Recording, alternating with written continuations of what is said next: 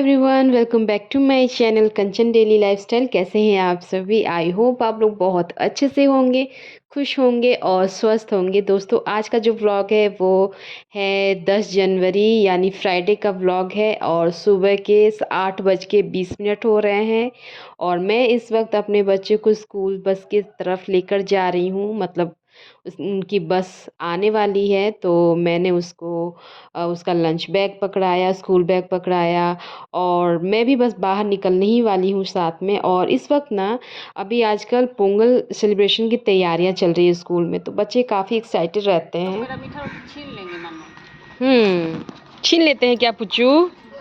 रसी आज मैं ना पुच्चू की मैम से बोलूंगी इसके खाना किसी को मैम छीने मत दो। बेचारा मिठाई नहीं लिया। मिठाई नहीं लिए हैं तब तो कोई नहीं छीनेगा।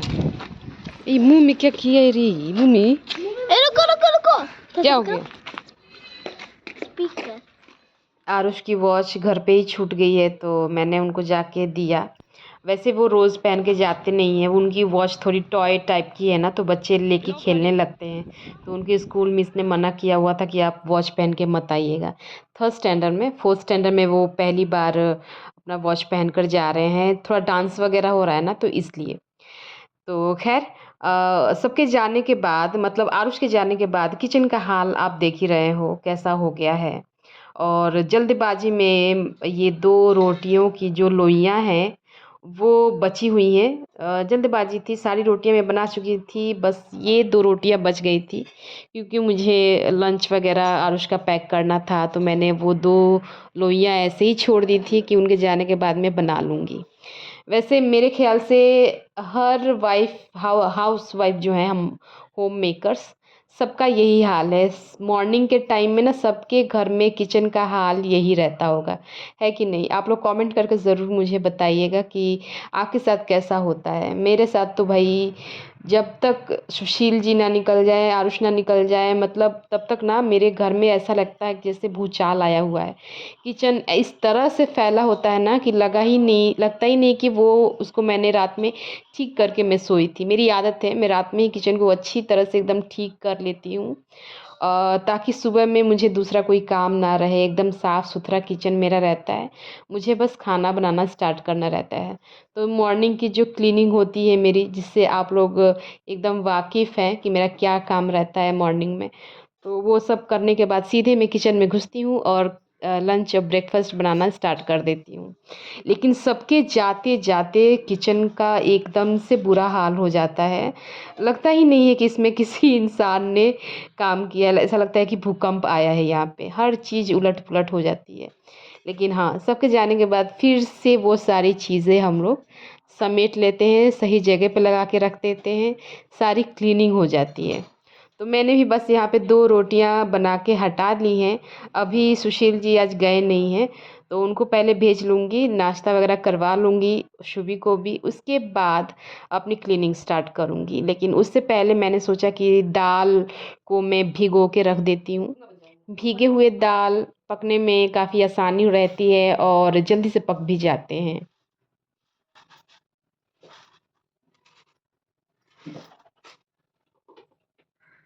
हंसने किसी बात तो मेरे को आज हंसना चाहिए। अभी बोला जाता है कि मेरे को आता ही क्या, तो बतिया पलट के तो हमारी हो रहा है, हंसना चाहिए। हंसना चाहिए।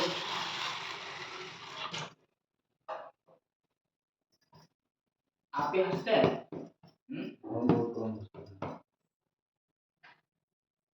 क्यों?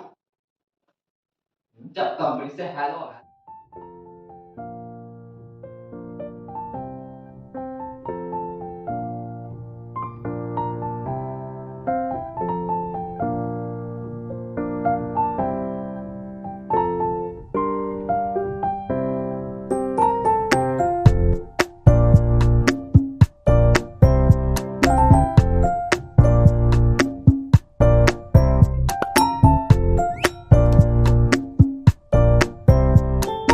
मेरे किचन का जो काउंटर टॉप है उसका किनारा जो है 1 इंच थोड़ा ऊपर की तरफ उठा हुआ है, आपको देखने से समझ में आ ही रहा होगा।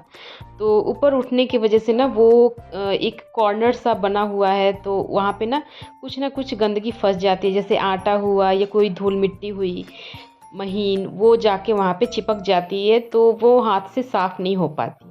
तो इसके लिए मेरे पास एक काँटा नुमा कुछ मैंने रखा हुआ है, उस काँटे से मैं उसको साफ़ कर लेती हूँ। तो हमारे घर में कई कॉर्नर्स ऐसे होते हैं जहाँ पे क्लीनिंग के टाइम हमारा हाथ या हमारा पोछा वहाँ पहुँच नहीं पाता है। तो इस जगह के लिए, ऐसी जगहों के लिए ना हमें कुछ ऐसा रखना चाहिए, या तो ब्रश रख लीजिए या कुछ मेरी तरह जो मैं यूज़ करती हूँ काँटा, उस टाइप का कुछ रखेंगे तो ऐसे-ऐसे कॉर्नर्स की सफाई करना हमें आसानी होती है, अच्छे से वो क्लीन हो जाते हैं। कोई भी अगर गंदगी फँसी रहती है तो वो वहाँ से निकल जाती है। ये काँटा मेरा पुराना किचन का ही है, मैं वहाँ भी इसको यूज़ करती थी कॉर्नर्स की सफाई के लिए, तो अभी तक मेरे पास यही है। मैंने कोई ब्रश नहीं रखा हुआ है, वैसे आप चाहें तो ब्रश भी रख सकते हैं, उससे भी काफ़ी अच्छी सफाई हो जाती है। ब्रश से तो और भी अच्छी सफाई होती है, क्योंकि उसमें आप चाहें तो सोप लगा के भी इस ऐसे कॉर्नर्स की आप सफाई, डीप क्लीनिंग जिसे कहते हैं, वैसे कर सकते हैं।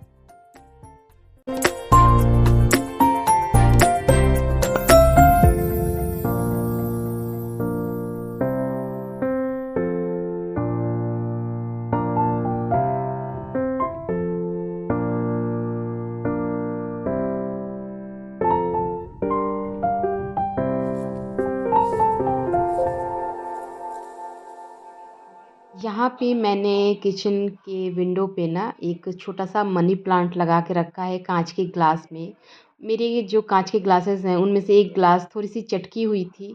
ऊपर से छूने में महसूस नहीं होती है, पर अंदर ही अंदर वो चटकी हुई थी, तो मैंने उसमें एक प्यारा-सा छोटा-सा मनी प्लांट लगाया है और उसको अपने किचन के विंडो साइड पे रख लिया है। बहुत ही सुंदर लगता है वो देखने से, एक फ्रेशनेस महसूस होती है।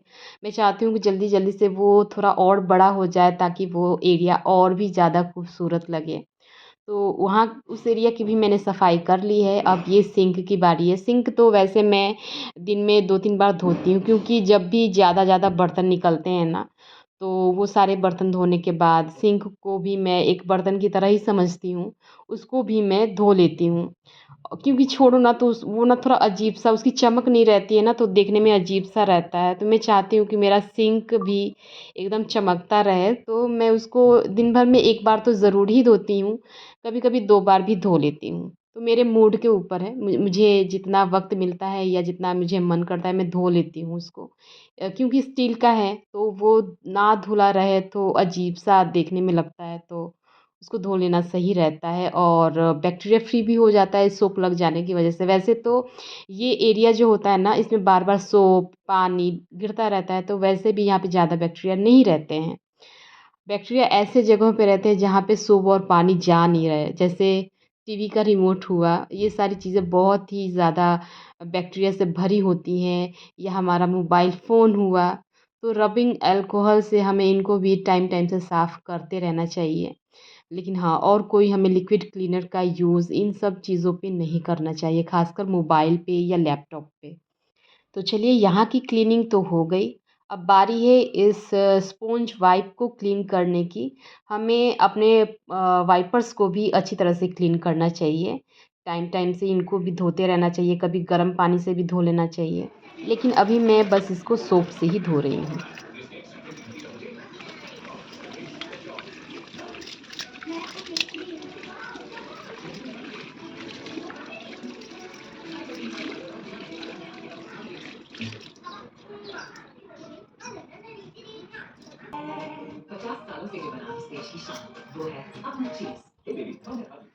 लिविंग एरिया तो मैंने ठीक कर लिया है, अब बारी है बेडरूम को ठीक करने की। सुबह के वक़्त आज सुशील जी ने आयरन किया था आरुष के यूनिफ़ॉर्म को, और अपनी एक पैंट भी उन्होंने आयरन की थी। तो उन्होंने गरम आयरन को वहीं पे फ़र्श पे ही छोड़ दिया था। तो मैं भी छोड़ देती हूँ, क्योंकि गरम आयरन को रखना भी नहीं चाहिए फ़ोल्ड करके। और जब वो ठंडी हो जाती है तो इस तरह से मैं उसके जो वायर्स आते हैं ना मोड़ के रखने के लिए, उसको मैं वहीं उसी से फ़ोल्ड करके रख देती हूँ, हटा देती हूँ जहाँ उसको रखा जाता है। तो हम अपनी चीज़ें जहाँ से उठाएँ वापस वहीं पे रखें, तो हमारा घर वैसे ही व्यवस्थित रहता है, वो जल्दी बिखरता नहीं है।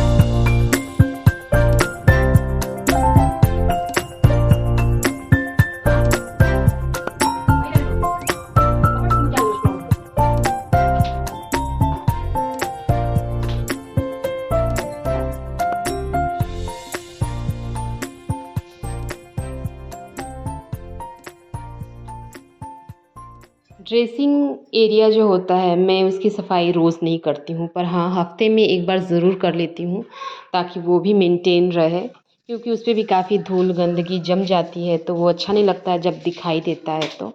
लेकिन हाँ कोई भी फर्नीचर में रोज़ रोज़ सफाई नहीं करती हूँ, मैं हफ्ते में एक बार या 3-4 दिन में एक बार करती हूँ। और ये देखिए प्यारा सा आउल बनाया है आरुष ने, उसके बुक में एक एक्टिविटी दी हुई थी जिसको देख के उसने पेपर प्लेट से एक प्यारा सा आउल बनाया है।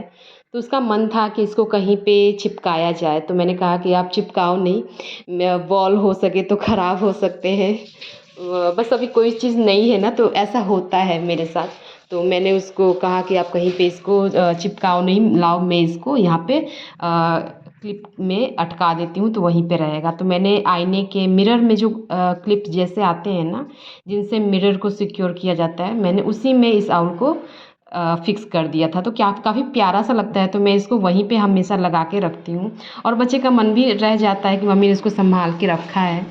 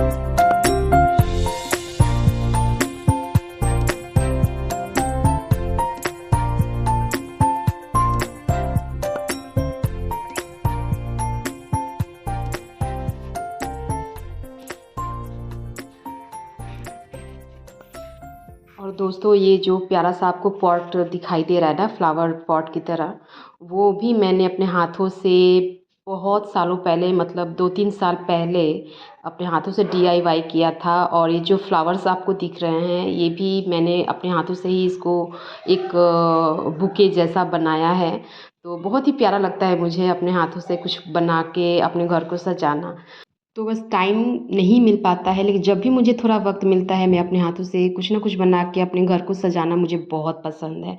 तो आज की मेरी क्लीनिंग भी कंप्लीट हो गई और आज का ये व्लॉग भी मैं यहीं पे एंड करती हूँ। उम्मीद करती हूँ आज का व्लॉग आपको पसंद आया होगा। कैसा लगा मुझे कमेंट करके ज़रूर बताइएगा। कोई टिप्स है तो वो भी ज़रूर दीजिएगा। मिलती हूँ आपसे नेक्स्ट व्लॉग में। Till then bye bye, take care.